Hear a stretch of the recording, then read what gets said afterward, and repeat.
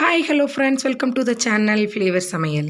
நம்ம இந்த வீட்டில் என்ன பார்க்க போகிறோம் பார்த்திங்கன்னா, ரொம்பவே சூப்பரான ரொம்ப கிறிஸ்பியான கார்ன் ஃப்ரைஸ் தான் பண்ண போகிறோம். இது பார்த்திங்கன்னா ரொம்பவே சூப்பராக இருக்கும். நல்லா கிறிஸ்பியாக குழந்தைங்களுக்கு ரொம்ப பிடிச்ச ஸ்நாக்ஸ்ன்னு கூட சொல்லலாம். இது பார்த்திங்கன்னா குயிக்காக ஒரு 10லேருந்து ஒரு 15 நிமிஷத்துக்குள்ளேயே ரொம்பவே சூப்பராக டேஸ்டியாக பண்ணிடலாம். நம்ம கார்ன் மட்டும் இருந்தாலே போதும், ரொம்பவே சூப்பரான ஒரு ஸ்நாக்ஸ் ரெசிபி பண்ணலாம். குழந்தைங்களுக்கு ஸ்நாக்ஸாக கொடுத்து விட கூட ரொம்பவே ஈஸியாக இருக்கும். குழந்தைங்களும் நல்லாவே விரும்பி சாப்பிடுவாங்க. இப்போ இந்த ரெசிபிக்கு தேவையான பொருட்கள்லாம் என்னென்னு பார்ப்போமா? அதுக்கு முன்னாடி நம்ம சேனலை ஃபஸ்ட் டைம் பார்க்குறீங்கன்னா ஃப்ளேவர் சப்ஸ்கிரைப் பண்ணிக்கோங்க, பெல் பட்டன் அமைக்கோங்க, கூடவே லைக் பட்டனி தட்டிடுங்க. அப்போ தான் அடுத்தடுத்து போடுற வீடியோ நோட்டிஃபிகேஷனில் வரும். இப்போது நம்ம வீடியோக்குள்ளே போகலாம். இப்போ பார்த்தீங்கன்னா நான் ஒரு முழு ஸ்வீட் கார்ன் வந்து எடுத்திருக்கேன். அதை வந்து நல்லா மேலே உள்ள தோல்லாம் நல்லா ரிமூவ் பண்ணி எடுத்துக்கலாம். பார்த்தீங்கன்னா சோளத்தில் பண்ணிங்கன்னா நம்மளுக்கு எண்ணெயில் போட்டு பொரிக்கும்போது வெடிச்சிரும். அதனால் ஸ்வீட் கார்னில் பண்ணுங்கள், அப்போ தான் நல்லாயிருக்கும். அதேமாரி நல்லா கொஞ்சம் பிஞ்சு சோளமாக பார்த்து வாங்கிக்கோங்க. இப்போ பார்த்தீங்கன்னா இதில் உள்ள இந்த முத்துக்கள், சோளத்தோட முத்து எல்லாத்தையுமே தனித்தனியாக ஒவ்வொன்றா எடுத்துக்கலாம். நீங்கள் கட் பண்ணி எடுத்திங்கன்னா அது பாதி கட்டாகி திருப்பி இதாயிரும். அதனால் கைட்டு இப்படி ஒவ்வொன்றா எடுத்து விட்டிங்கனாலே ஈஸியாக வந்துடும். இதை பார்த்தீங்கன்னா ஃபுல்லாகவே எடுத்து நம்ம வச்சாச்சு. இப்போ இதை பார்த்திங்கன்னா வேக வச்சு எடுக்க போகிறோம். இது பார்த்திங்கன்னா ஜஸ்ட் ஒரு 2 நிமிஷம் வேக வச்சாலே போதும், ரொம்ப நேரம் வேக வைக்கணும்னு தேவையில்லை. இப்போ இதை வேக வச்சு எடுத்துக்கலாம். அடுத்து பார்த்திங்கன்னா நம்ம வேக வைக்கிறதுக்கு ஒரு பாத்திரத்தில் 2 கப் அளவுக்கு தண்ணி ஊற்றிக்கோங்க. ஊற்றி அது தண்ணி கொஞ்சம் சூடாகிட்டு இருக்கும் போது நம்ம எடுத்து வச்சுருக்க கார்னையும் இதோடு ஆட் பண்ணிக்கலாம். கார்ன் போட்டு கொஞ்சமாக இதுக்கு தேவையான அளவு உப்பும் போட்டு ஒரு 2லேருந்து ஒரு 3 நிமிஷம் கொதிக்க விட்டு எடுத்துட்டோம்னாலே நமக்கு சூப்பராக கார்ன் வந்து வெந்து ரெடி ஆகிரும். இப்போ இதுக்கு தேவையான அளவு உப்பும் இதோடு ஆட் பண்ணிக்கலாம். ஒரு 2 நிமிஷம் நல்லா கொதிக்கட்டும்.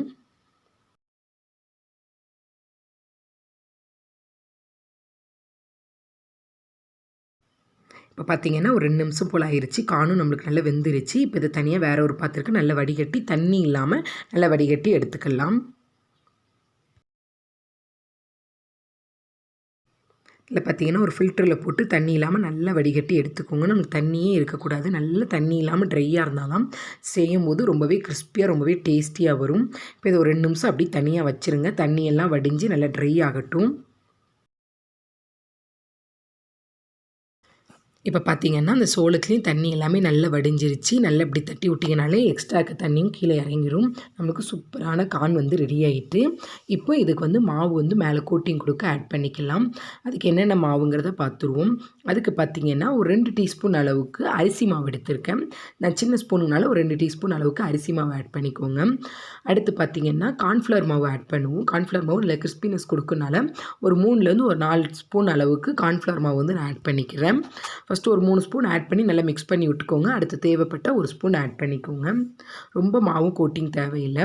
இப்போ ஒரு 3 ஸ்பூன் போல் ஆட் பண்ணிவிட்டு நல்லா கையால் எல்லா பக்கமும் ஈவனாக கொட்டார அளவுக்கு நல்லா மிக்ஸ் பண்ணி விட்டுக்கோங்க. இப்போ பார்த்தீங்கன்னா நான் ஒரு 4 ஸ்பூன் அளவுக்கு கார்ன்ஃப்ளவர் மாவும் 2 ஸ்பூன் அளவுக்கு அரிசி மாவும் ஆட் பண்ணேன். இதே கரெக்டாக இருக்குது. இப்போ இது எல்லா பக்கமும் கோட் பண்ணி விட்டுட்டு எக்ஸ்ட்ரா இருக்க மாவு உதுத்து விட்ருங்க. இப்போ இதை வந்து நம்ம பொரிச்சு எடுத்துக்கலாம். பொரிக்க தேவையான அளவு ஆயில் ஊற்றிட்டு ஆயில் சூடானதும் இதில் வந்து கொஞ்சம் கொஞ்சமாக போட்டு பொரிச்சு எடுத்துக்கலாம். கொஞ்சம் கொஞ்சமாக போட்டு நல்லா கிறிஸ்பி ஆகிற அளவுக்கு நல்லா பொரிச்சு எடுத்துக்கிடுவோம். இதில் பார்த்திங்கன்னா நம்ம கார்ன்ஃப்ளவர் மாவு அரிசி மாவுலாம் ஆட் பண்ணியிருக்கனால வெளியில் நல்லா கிறிஸ்பியாகவும் உள்ளே வந்து கார்ன் வந்து நல்ல ஸ்வீட்டாகவும் ரொம்பவே சூப்பராக இருக்கும். நல்லா கோல்டன் ப்ரௌன் கலர் வர வரைக்கும் நல்லா கிறிஸ்பியாக பொரிச்சு எடுத்துக்கிடுவோம். பார்த்திங்கன்னா ரொம்பவே சூப்பராக கிறிஸ்பி ஆகிருச்சு. இப்போ இதை தனியாக வேறு ஒரு பிளேட்டுக்கு மாற்றி எடுத்துக்கலாம்.